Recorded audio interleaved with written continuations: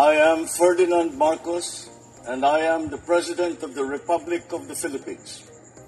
I stand today on behalf of 110 million Filipinos. Alam mo, Senadora, hindi ako dapat magsalita.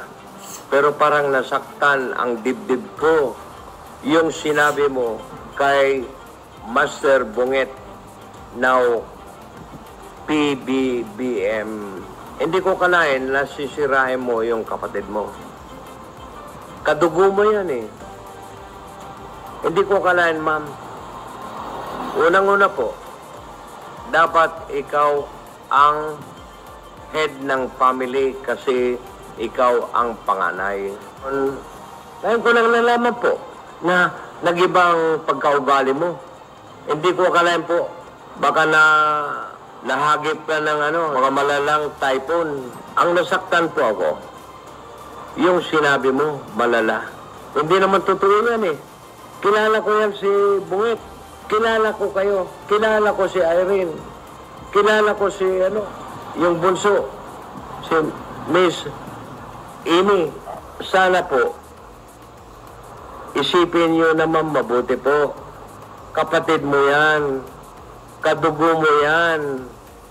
Eyewitnesses. Kayong tatlo, napakasayanan ninyo noon. Nung bata pa kayo. Napakasaya. Hindi ko akalain na ganito ang nangyari. Hindi ko alam kung anong nangyari. Baka na bagyo, baka na typhoon Uwan ka, na typhoon Yolanda ka. Pero sana ma'am, wag naman ganyan para itinuturing ko na kayong mga anak ko. I am 81 years old na po na naglilingkod pa rin sa pamilya ng Marcos hanggang ngayon. Huwag kayong magagalit po. Itong mensahe ko para sa inyo po. Kasi mas matanda ako sa inyo. I consider myself as your stepfather kung tutuusin. Advice ko lang, ma'am, mahalin mo yung mga kapatid mo. Ako rin, panganay ako sa pamilya, ma'am. Siyam kami magkakapatid.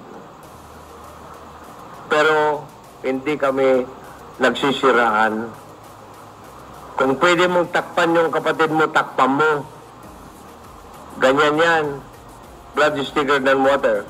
Mga kababayan, isipin yung mabuti, analyzein yung mabuti, yung mga sinabi ni Jaime na paninira sa kapatid niya. Wala pong katotohanan niya. So yun mga kababayan, ito post po ni Jing No Boundaries eh. Siya po si Tatay Ricky. Since maliit pa si Pangulong Marcos Jr., ay inalagaan niya na po mga yan. Kumbaga isa sa mga bodyguard, ng pamilyang Marcos ito. 81 years old na po siya eh. So, ibig sabihin, nasubaybayan niya si Pangulong Marcos Jr. hanggang ngayon, sabi niya, 'di ba? Nasa pamilya Marcos pa rin siya. Kung natatandaan nyo, mayroong isang video nung last 2022 na nag-otiking si Pangulong Marcos Jr. sa pagkapangulo diyan sa grandstand, nandoon po siya, umaten siya. Habang nanumpa si Pangulong Marcos Jr. at inalagay niyang kamay niya sa Biblia, sa harapan ng Chief Justice na si Gismondo ba yun? Correct me if I'm wrong. Nandun po siya sa upuan. In-interview po siya, isa sa mga mainstream media. Umiyak talaga siya as in. Nakabarong siya eh. Nandun po siya. Tapos mula nung that time, hindi na po siya nagiging kasama ni PBBM araw-araw. Talagang umiyak siya as in. So sabi niya ngayon, I think nasa ibang bahay siguro ng pamilya ni Pangulong Marcos Jr. Kasi sabi niya hanggang ngayon nagsiselfie pa siya. So ibig sabihin, alam na alam niya yung kilos ng pamilya Marcos at itong magkapatid, So kahit sino masasaktan. Siyempre 80 years old na eh. Hindi lang yan mga kababayan ito yung isa sa mga interview ng Pangulo. Panoorin niyo po ito. Teenager, I mean, given the fact that you grew up with so much power, did you drink too much? No? I'm just curious. Me? What? Did you ever try drugs? Well, when I was in school, there was always, people were always rolling, Marijuana. yeah, so when I was in Oxford. But I'm an asthmatic, so I can't smoke anything. So you've never tried I marijuana? tried it, but it gave me such an attack that I said, forget it. It's simply not for me. Oh, napanood nyo. I don't know. Anong year ito, no? Si Karen Abila ang nag-interview. Oh, na-try niya, pero nung ni-try niya, inatake siya ng asthma. So, ibig sabihin, parang tikim lang. So, malinaw na malinaw dito, hindi po siya naninigarilyo, taliwas dun sa sinabi ni Senator Aimee. Naninigarilyo daw, nagiinom, oh, nagsusugal. So, uulitin ko, sa speech nila, yung mga rally na yan, part po ng distab yan. Malinaw po yun. Huwag na tayo paligoy-ligoy dito.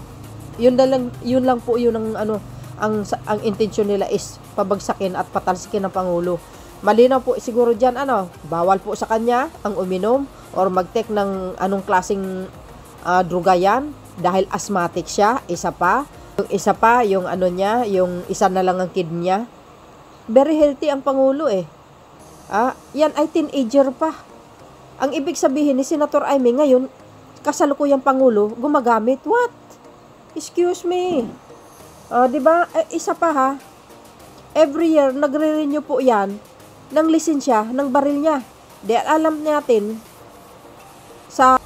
hindi ko alam kung PDEA o NBI, ay nagpapaano yan guys, nagpapadrug test ang Pangulo para sa lisensya niya sa baril. Every year po yan. Oh, tanungin nyo, yung mga pulis, alam nila yan. So, sinungaling si Senator Aimee. Malinaw po doon, no? Hindi nangiinom, nagsusugal. Kasi ang tinutukoy ni Aimee Marcos, mga kababayan, kasalukuyan na naging Pangulo. Grabe. Kung yung sa araw na yan, tingnan mo itsura ng Pangulo, bata pa. 'Di ba? So, matagal ng panahon yun. Invalid po yun. Wala yan. Nakita yung si PBBM, si dating Pangulong Digong, si dating Pangulong Digong, nagmamaridyan yan habang naglilingkod sa bayan. Mahiya-hiya naman kayo sa pinagsasabi nyo, oy. Ito pa. Ano yung nakalagay dyan? PBBM test result. Ayan. Year 2021 po yan. So, ang ginawa ni Digong, mga kababayan, binakbakan ng Pangulo habang nangangampanya. Talagang binakbakan niya as in. Okay, si Wick. Gumagamit daw na bawal na gamot. So, ang ginawa ng Pangulo, nagpakuha siya sa Sintlok mismo. Si Katunying mismo ang nakaunang nag-interview sa Pangulo noong panahon na yan. Alam ni Katunying yun. PBBM nanindigan at natatapusin niya ang laban sa corruption. Ayan, kita nyo yung result. Xerox copy po yan, I think. I'm not sure. Yeah. Pina-Xerox copy talaga, May original yan. Ito. Sa PNP pala ito. National Police Commission pala. Ayan.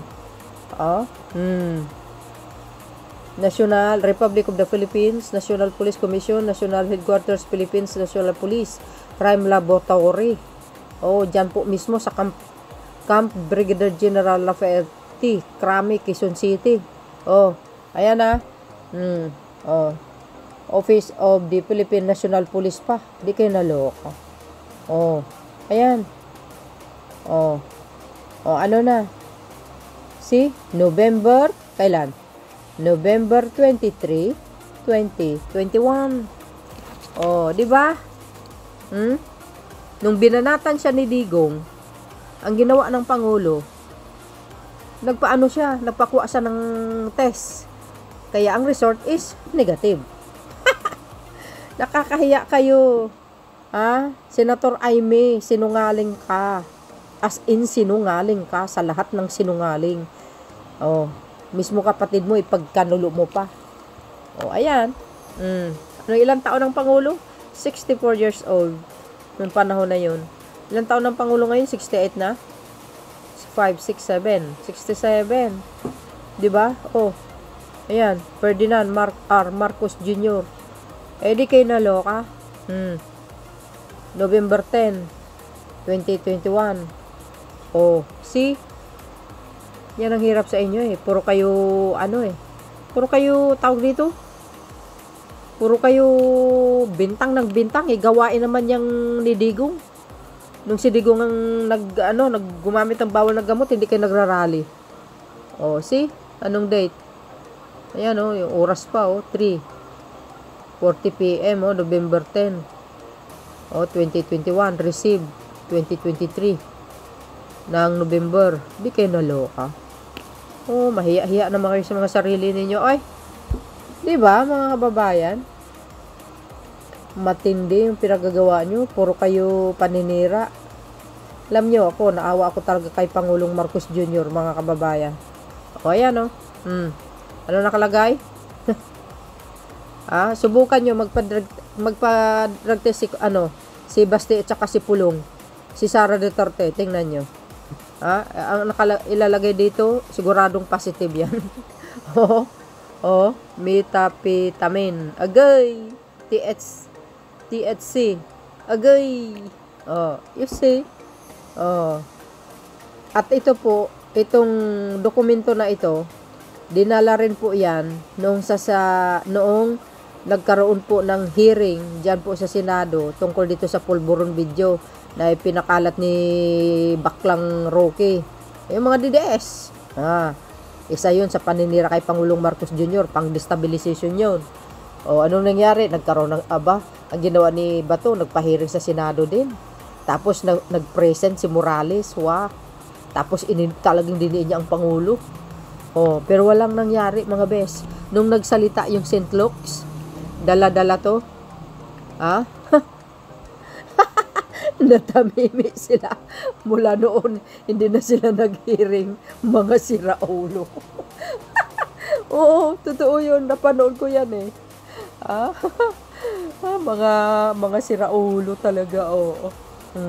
Si Digong gumagamit ng illegal na gamot. Tapos hindi kayo nagrarally, kakahiya kayo. Ay, di ba? Dapat kayo, alam nyo, kayo, magpakuha kayo.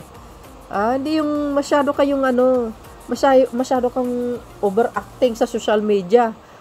Alam nyo kung bakit hindi na pinapakinggan ng Pangulo yung mga tawag nyo, yung mga panawagan nyo, magpadraga, hair folic. Ay, sus, Mariusip. Hindi na kailangan. Ayan na po yung result. See? Wala. Huyu? Diktador kayo? Diktador? Ba? Kayo? Pala desisyon? Mahiya kayo sa sarili nyo, oy. Palagay nyo sa Pangulo. Uto-uto. Yan, mga kababayan. Ang Pangulo, bugbog na yan sa paninira. Mula 2016. Yan, si Senator Alan Cayetano. Harap-harapan ng debate, sinabi niya magnanakaw ang Pangulo. You see? Pero ang Pangulo nanatiling kampante. Ano nangyari sa labanan?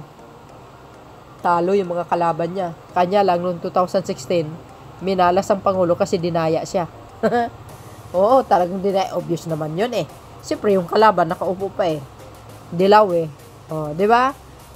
Panalo dapat siya kasi kitang-kita naman eh. Last 2 minutes, nag-run out. Ngayon, iba nang lumabas, si Lini. So, yun, mga kababayan. See you again on my next upload. Bye-bye-bye yan, babus. God bless Philippines. Sinadya ko talaga yan. There's more, mga beshwa.